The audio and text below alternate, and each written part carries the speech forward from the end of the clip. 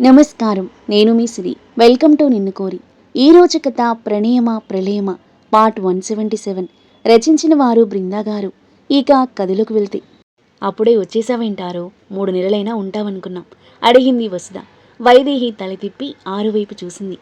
మీ అందరినీ చాలా మిస్ అయ్యానత్తయ్య, అందుకే వచ్చేశాను అని నవ్వుతూ అంటున్న ఆరు నడుం చుట్టూ చేయి వేసి ప్రేమగా దగ్గరికి తీసుకుంది వసుధ. వాళ్ళ వైపే చూస్తున్న వైదేహి ఆరు తన వైపు చూడగానే చూపు తిప్పేసుకుని బాబుపై దృష్టి పెట్టింది. ఆరు చిన్నగా నవ్వుకోగా, ఫ్రెషేరా తల్లి, డిన్నర్ చేద్దాం అని వసుధ అనడంతో గదిలోకి వెళ్ళింది ఆరు. తను వెళ్ళకముందు ఎలా ఉందో అలాగే నీట్గా ఉన్న గదిని, వాల్కి ఉన్న క్యూట్ బేబీ పిక్స్ని చూస్తూ బెడ్పై ఉన్న పెద్ద టెడీ బేర్ తీసుకుని హత్తుకుని హాయిగా కళ్ళు మూసుకున్న తన నడుముని తాకిన అభి చల్లని చేతుల స్పర్శకి కళ్ళు తెరిచింది. ఆరు నవ్వుతూ తల తిప్పి సైడ్ నుండి అతని చూస్తుంటే, నీ రాకతో ఇంటికి కలొచ్చింది అన్నాడు ఆమెను అడ్మైరింగ్గా చూస్తూ. ఆరు చిన్నగా నవ్వుకొని ఫ్రెష్ అయ్యి వస్తాను అంటూ అతన్ని విడిపించుకుని వెళ్తుంటే ఆమె నడుం పట్టుకుని దగ్గరికి లాక్కున్నాడు అభి. చిలిపిగా నవ్వుతున్న అతని కళ్ళలోకి చూస్తూ, వదిలభి, త్వరగా ఫ్రెష్ అయ్యి వస్తాను. మళ్ళీ మీ కొడుకి ఆకలిస్తే ఇల్లంతా దద్దరిల్లిపోతుంది అంది. సరే వెళ్ళు అని అభి ఆమెను వదిలేయగా అతని అనచ్చాదిత గుండె మీద చిరు ముద్దిచ్చి టవల్ తీసుకుని వాష్రూంలోకి పరిగెత్తింది ఆరు. అభి చిన్నగా నవ్వుకుని డ్రెస్అప్ అయి బయటికి వెళ్ళాడు. 4 రోజులు 4 క్షణాల్లా ఇట్టే కరిగిపోయాయి. ఆరు ఊహించినట్టే వైదేహి మనవడితో ఎక్కువ సమయం గడుపుతూ తన బాధను కొంతవరకు మర్చిపోయి ప్రశాంతంగా ఉండగలుగుతుంది. ఇక వాణి ఆరోగ్యం అంతకంతకు క్షీణిస్తూ మహి ఇంట్లో వాతావరణమంతా డల్గా మారింది. ఇక టామ్ అండ్ జెర్రీలా చిలిపి కొట్లాటలతో ఆది కృతి లైఫ్ సరదాగా సాగిపోతుంది. అప్పుడే ఫోన్ మాట్లాడి పెట్టేసిన పద్మ బయటికి వస్తున్న ఆది కృతులని చూసి దగ్గరికి వెళ్ళింది. అమ్మ కృతి, రేపు మీ అమ్మ వాళ్ళు వస్తున్నారు అని పద్మ చెప్తుంటే, అలాగే అత్తయ్య అని నవ్వుతున్న కృతి, ఆషాఢంకి నిన్ను తీసుకెళ్లడానికి అనగానే ఆమె మోములో నవ్వు మాయమై ఒక్కసారిగా చిన్నబోయింది. అమ్మయ్య, 4 రోజులు ప్రశాంతంగా ఉండొచ్చన్నమాట అంటూ నవ్వుతున్న ఆది బాధగా చూస్తున్న కృతి చూపులకు నవ్వడం ఆపేశాడు. ఊరుకురా. పద్మ ఆది భుజం మీద ఒక్కటిచ్చి, కోడల్నిప్పుడు ఆట పట్టిస్తూనే ఉంటావు. కోడలు మహాలక్ష్మిలాగా తిరుగుతూ ఉంటేనే ఇంట్లో కలుంటుంది అంది కృతిని దగ్గరికి తీసుకుంటూ. మూతి ముడుచుకుని తననే చూస్తున్న కృతిని కొన్ని క్షణాలు చూసిన ఆది అక్కడి నుండి వెళ్ళి టీవీ ముందు సెటిల్ అయిపోగా, అత్తయ్య, నేను ఆషాఢానికి వెళ్ళను అంది కృతి చిన్న పిల్లలా ఫేస్ పెట్టి. పద్మ చిన్నగా నవ్వుకొని, నాకు నిన్ను పంపించాలి అంటే బాధగా ఉంది, కానీ ఎప్పటి నుండో వస్తున్న ఆచారం తల్లి ఇది. ఈ కాలం వాళ్ళు మన ఆచారాలను ఎక్కువగా పాటించట్లేదు, కానీ మన పూర్వీకులు పెట్టిన ప్రతి ఆచారం వెనుక ఒక మంచి కారణం ఉంటుంది. ఆషాఢం అంటే జనరల్గా అత్తాకోడలు ఒక ఇంట్లో ఉండకూడదు అంటారు, కానీ అసలైన విషయం ఏంటంటే ఆషాఢ మాసంలో వర్షాలు ఎక్కువగా ఉంటాయి. అనేక రకాల ఆరోగ్య సమస్యలు ఈ మాసంలోనే వస్తాయి. ఒకవేళ ఈ టైంలో ప్రెగ్నెంట్ అయితే తల్లికి, పుట్టబోయే బిడ్డకు తీవ్ర అనారోగ్య సమస్యలు వచ్చే ప్రమాదం ఉంది అని, ఈ మాసంలో భార్యాభర్తలు ఒకే దగ్గర ఉండకూడదు అని ఆ నియమం పెట్టారు అని అనునయంగా చెప్పింది పద్మ. అది భార్యాభర్తలు దగ్గరగా ఉన్న వాళ్ళకత్తయ్య. నేను మీ అబ్బాయి ఒకే దగ్గరున్నా దూరంగా ఉంటున్నాం. ఇంత త్వరగా మేమొక్కటయ్యే ఛాన్సే లేదు. అలాంటప్పుడు ఇక వెళ్ళడం ఎందుకు?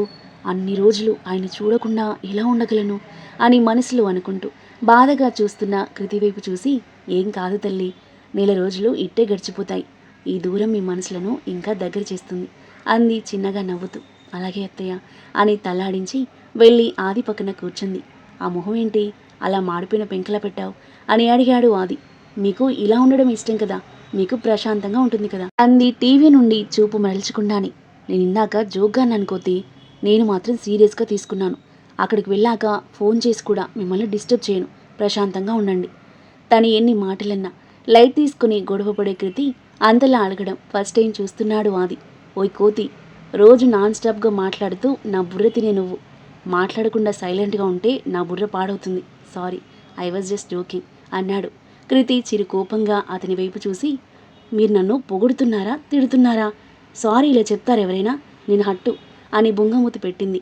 అప్పుడే టీవీలో అలిగావా చిట్టి చిలుక దిగవా నీలవంక అని సిచ్యువేషన్కి తగ్గట్టు సాంగ్ వస్తుంటే పక్కన నవ్వాడు ఆది.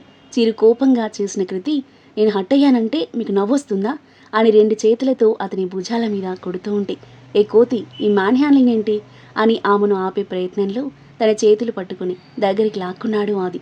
3 ఇంచుల దూరంలో నిలిచిన ఇద్దరి మొహాలకు ఏదో కొత్త అలజడి మదిని కమ్మేగా, ఇద్దరి చూపులు కలుసుకున్న రెండో క్షణం తడబడి కృతి చూపు తిప్పేగా టక్కున ఆమె చేతులు వదిలేశాడు ఆది. కృతి దూరం జరిగి కూర్చొని నార్మల్గా ఉండడానికి ప్రయత్నిస్తూ టీవీపై దృష్టి పెట్టిన తన చూపులు ఆది వైపు మళ్ళుతూనే ఉన్నాయి. అతను చూడగానే చూపు తిప్పేసుకుని మాట వినని తన కళ్ళను కసిరి అక్కడి నుండి లేచి తమ గదికి వెళ్ళగా వెళ్తున్న తన వైపే చూస్తున్న ఆది. తను గదిలోకి వెళ్ళగానే రిలాక్స్డ్గా సోఫాలో వెనక్కి వాలాడు. డాన్స్ స్టూడియో నుండి ఇంటికొస్తున్న అయాన్ విప్రో సర్కిల్ క్రాస్ చేస్తుండగా రోడ్డు పక్కన ప్రణవి ఫేస్ లీలగా కనిపించడంతో బ్రేక్ వేసి వెనక్కి తిరిగి పరీక్షగా చూశాడు. రోడ్డు పక్కన నిలబడి ఆటో కోసం చూస్తూ ఉన్న ఆమె ఫేస్ రోడ్డు లైట్ల వెలుగులో క్లియర్గా కనిపిస్తుంటే టైం 9:40 అయింది. ఈ టైం దాకా ఆఫీస్ ఉందా ఈ పిల్లకి అనుకుంటూ కొన్ని క్షణాలు ఆమె వైపే చూసిన అయాన్ బైక్ స్టార్ట్ చేసి వెళ్ళబోతూ మనసు ఒప్పక యూటర్న్ తీసుకుని ఆమె పక్కన బైక్ ఆపాడు. బైక్ సౌండ్కి తల తిప్పి చూసిన ప్రణవి కళ్ళలో ఆశ్చర్యంతో పాటు పెదవులపై రిలీఫ్ స్మైల్. అయాన్ తన వైపు కూడా చూడకుండా సూటిగా చూస్తుంటే ప్రణవి కూడా తనకేం పట్టనట్టు చేతులు కట్టుకుని ఆటో కోసం పక్కకి చూస్తూ ఉంది. బైక్ పక్కన ఆపింది ఎక్కమనే కదా అని అయాన్. ఎక్కువ అని చెప్తే నోట్లో నుండి ముత్యాలేమైనా రాలిపోతాయా అని ప్రణవి. ఇద్దరూ ఎవరికి వాళ్ళు మనసులో అనుకుంటూ సైలెంట్గా ఉండిపోయారు. అప్పుడే పక్క నుండి ఒక తాగుబోతు హే బ్యూటిఫుల్ మే హెల్ప్ యూ అని ప్రణవి దగ్గరికి వస్తుండడంతో టక్కున అయాన్ దగ్గరికి పరిగెత్తింది ప్రణవి. చిన్నగా నవ్వుకుంటున్న అయాన్ ప్రణవి తన వైపు ఇచ్చిన లుక్స్కి నోటికి చెయ్యి అడ్డు పెట్టుకుని నవ్వు ఆపుకున్నాడు. ప్రణవి కొంచెం దూరం జరిగి మళ్ళీ దిక్కులు చూస్తుంటే ఈ పిల్ల నా పేషెన్స్ని టెస్ట్ చేస్తుంది అని అనుకుంటూ ఆమె వైపు చూస్తూ ఆరన్ కొట్టాడు అయాన్. ఆ సంకేతాన్ని ఎక్కమన్నట్టుగా భావించి ప్రణవి మౌనంగా బైక్ ఎక్కి కూర్చోగా ఉఫ్ అనుకుని బైక్ స్టార్ట్ చేశాడు అయాన్. మిర్రర్లో కనిపిస్తున్న ఆమె వైపు చూస్తూ రోజు ఈ టైం దాకా ఉంటుందా ఆఫీస్ అని అడిగాడు. లేదు 6:30కే అయిపోతుంది. ఈరోజు వర్క్ ఎక్కువ ఉండి ఓవర్ టైం చేయాల్సి వచ్చింది. ఇంత నైట్ అలా రోడ్డు మీద ఒంటరిగా ఆటో కోసం వెయిట్ చేయకుండా ఎవరినైనా డ్రాప్ చేయమనొచ్చు కదా. డ్రాప్ చేయడానికి నాకు బాయ్ ఫ్రెండ్స్ లేరు అన్న ప్రణవి మాటలకు వెనక్కి లుక్కిచ్చాడు అయాన్. ఐ మీన్ డ్రాప్ చేసేంత క్లోజ్నెస్ టీంలో ఏ అబ్బాయితో లేదు నాకు అంది మెల్లిగా. మౌనంగా ఉండిపోయిన అయాన్ తన హాస్టల్ రావడంతో బైక్ ఆపాడు. బైక్ దిగి థ్యాంక్స్ అని చెప్పి వెళ్ళిపోతున్న ఆమె వైపు చూస్తూ ముష్టి వేసినట్టు ఏంటో చెప్పడం థ్యాంక్స్ అని వెకిరిస్తూ ఉంటే వెనక్కి తిరిగి చూసింది ప్రణవి. వెంటనే ఫేస్ ఎక్స్ప్రెషన్ మార్చేసి మిర్రర్ తుడుస్తున్నట్టు బిల్డప్ ఇచ్చి ప్రణవి లోపలికి వెళ్ళగానే బైక్ స్టార్ట్ చేసుకుని వెళ్ళిపోయాడు అయాన్.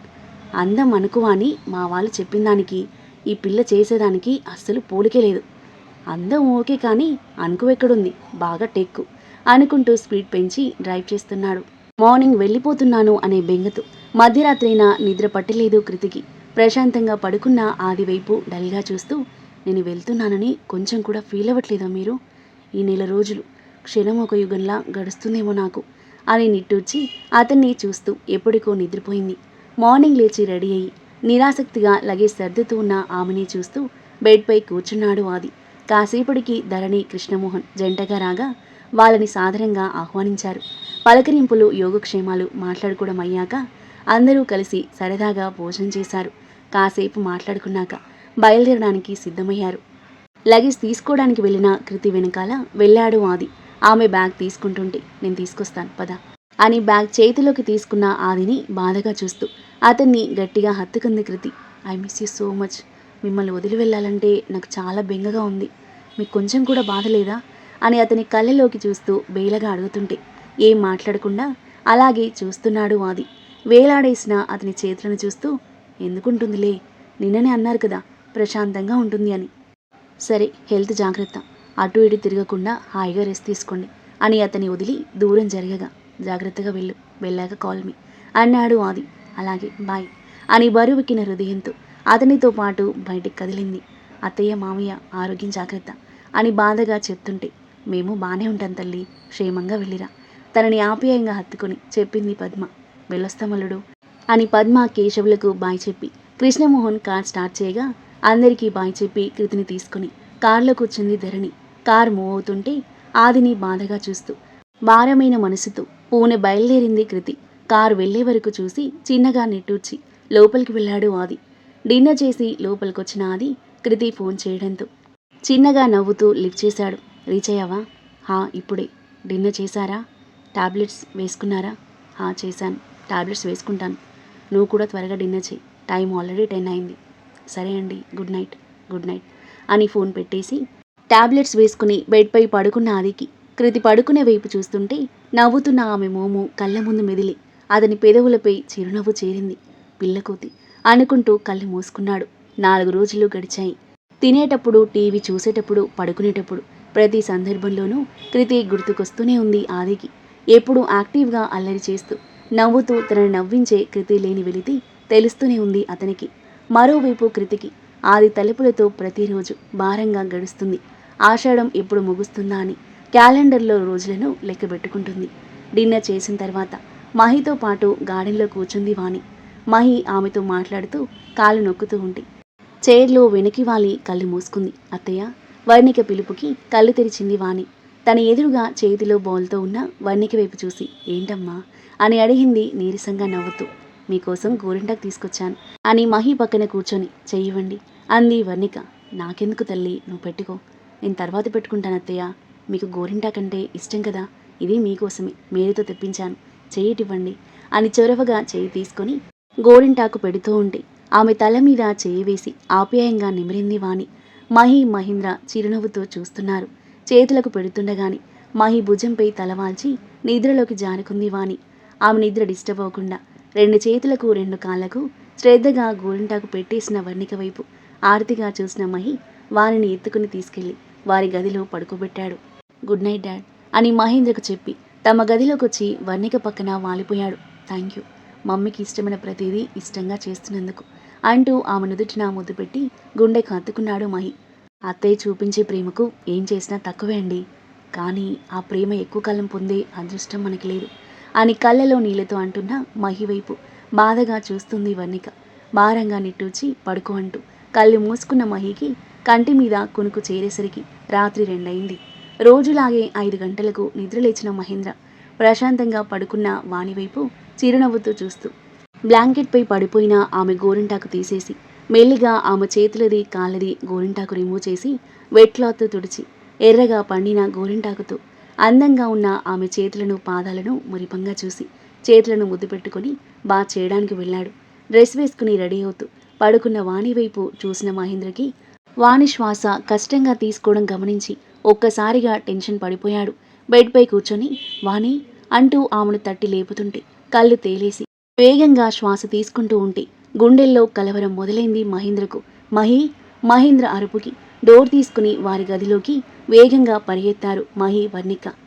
వాణి పరిస్థితి ఏమవనుంది? మహి, వర్ణికల విషయంలో మహేంద్ర ఫ్యామిలీ ఎలాంటి నిర్ణయం తీసుకొనుంది? ఈ ప్రణయమా ప్రళయమా స్టోరీ ఏ మలుపు తిరగబోతుంది? అద్భుతమైన కథనంతో, ఊహించని ట్విస్ట్లతో, క్యూట్ రొమాంటిక్ సీన్లతో ఇంట్రెస్టింగ్గా సాగే ఈ కథ యొక్క నెక్స్ట్ ఎపిసోడ్ కోసం మన నెక్స్ట్ వీడియో చూడండి. కథ నచ్చితే లైక్ చేసి కామెంట్ చేయండి. మరిన్ని ఇలాంటి ఇంట్రెస్టింగ్ స్టోరీస్ కోసం మన ఛానల్ని సబ్స్క్రైబ్ చేయండి. Thank you for listening.